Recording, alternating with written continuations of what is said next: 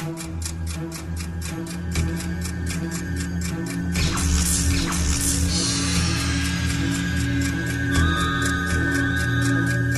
afternoon everyone, and welcome to the first episode of the Planets Coaster Alton Towers recreation. Today we are starting off with Oblivion, the 1998 B&M dive coaster, and you're looking at the finished product right now, the cinematic shots that I did after I finished it.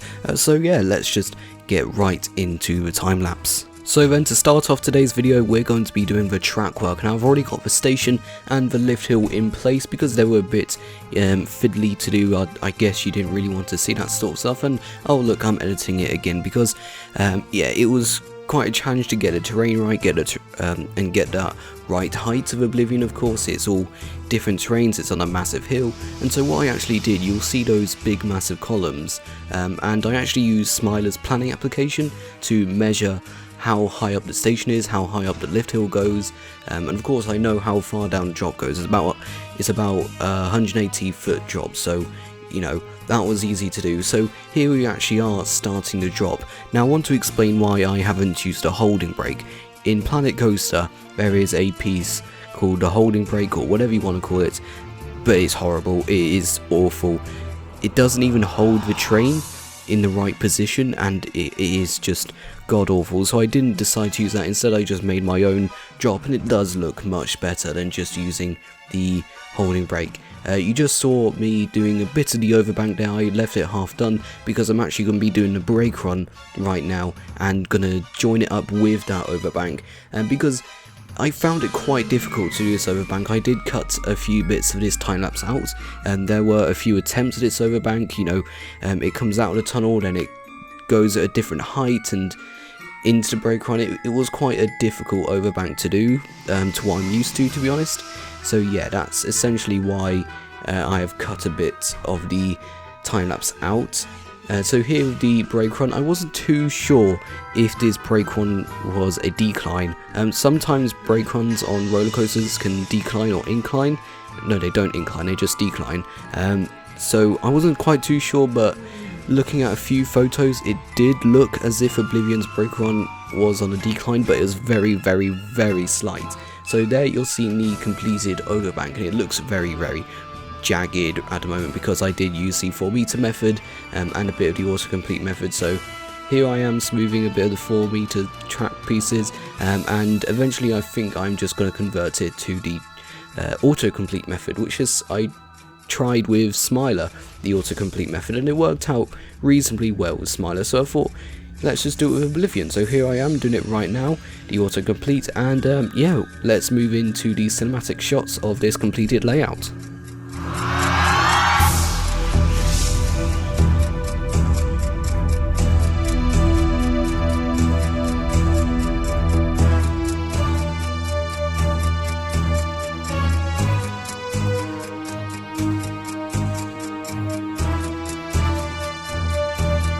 So whilst I did all the terrain work off camera, we can now finally start the supports, and I have to say the supports were very, very easy to do with Oblivion. It has very simple supports. It wasn't like Smiler at all, where the supports are so complex and tangled with each other.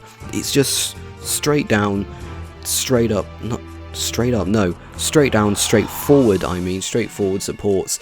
Yeah, they were just so easy to do. Just put on the track connector and attach the support. Job done, that's all you have to do. And this one's my favourite just because it's a straight down support, no mess, no fuss, just straight down. Yeah, it was so easy to do, probably the easiest support work I've ever done in Planet Coaster, to be honest. A few of them were a bit odd. I mean, they didn't really connect like the modern B&M coasters do. They have like this sort of circular sort of thing that connects onto the track. I'm not really sure what it's called, but yeah, it was, like I said, so easy to do. A few supports did vary. The support at the top of the lift hill was a bit more like thinner than some other supports, whereas the other supports like come out a lot wider. So that was a bit weird to do at first. I think I did just do it as a normal wide support, but then I realised, oh look, it's a thinner support, why am I doing this? So yeah, so nothing really much to say on the support, so let's just move on to the next stage of the video. So now it's time to start the tunnel of Oblivion. Now, I am prone to using a ton of pieces when it comes to these sort of weirdly shaped tunnels. I've done it in the past with my other dive coaster from Lake Willis. I used so many pieces on that tunnel, so I was really wary of using a lot of pieces for this tunnel. Now, Oblivion's tunnel is like an arch. It's sort of, I don't know how to describe it, it's sort of an arch tunnel. It's got two catwalks that go along the side, so it's imperative to get that shape into Oblivion's tunnel, and it is quite basic. I did leave it basic. There are stairs in a tunnel in real life, I think.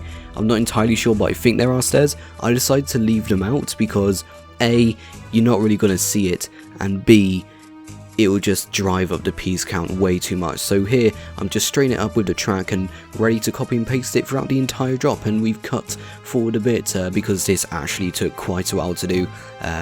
You know, it is a large piece, this tunnel, but the drop is also a very long drop to do, so it was quite easy to do. Simply just follow it alongside the track, make sure the bottom of the track spine is in contact with the bottom of that tunnel at all times. I don't think there are any supports in the tunnel. I think it is literally just the track is sitting on the concrete tunnel. I don't think there are supports. I really don't know, so let's just move into the cinematics of how this tunnel looks.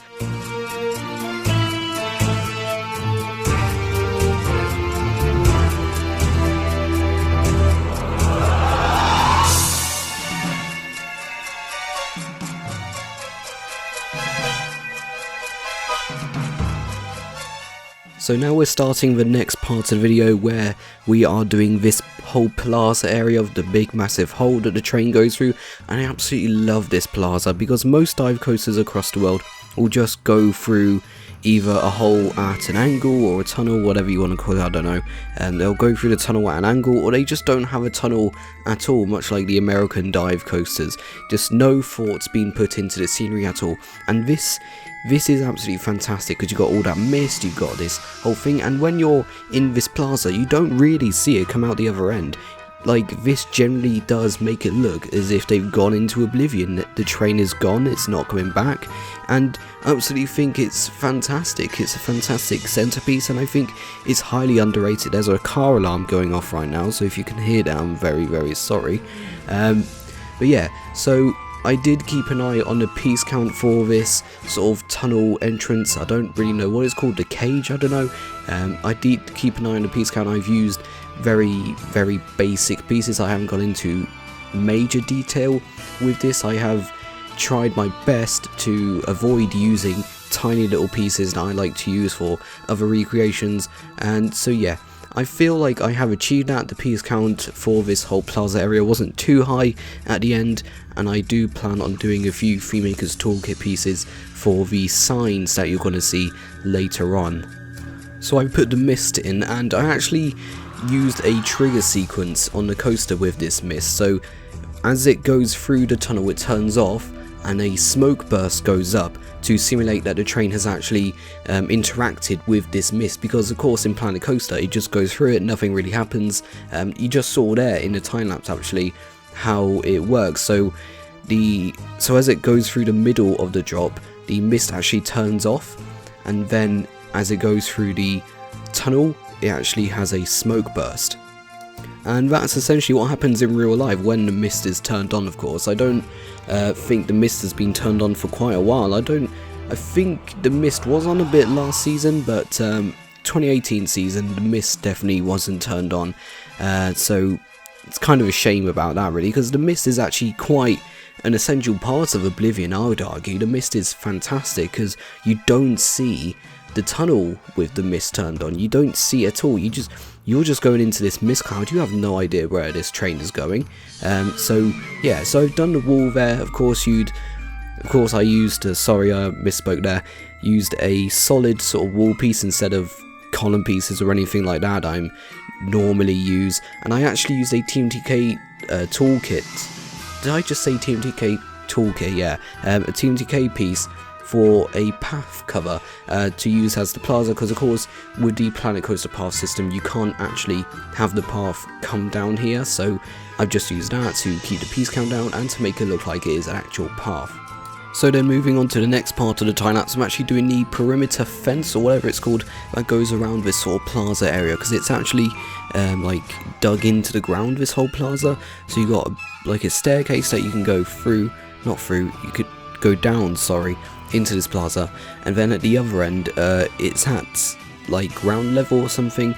So it's quite odd, and for this fence I actually used a net piece that you would normally use for a roller coaster.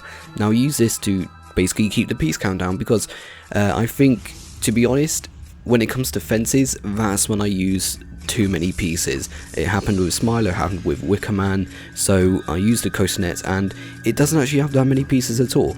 So for these staircase as well, I'm not really sure to call this a staircase though, because they're abnormally large stairs, whatever they're called. I actually used plasterwall piece, another TMTK piece, and they worked reasonably well, to be honest, much better than expected.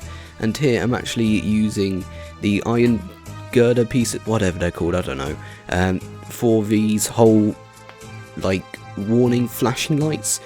I have no idea what this sort of thing for Oblivion is. It's basically, it's just this government facility, really, that's all you need to know, and just putting them around the perimeter of this plaza to complete the overall aesthetic.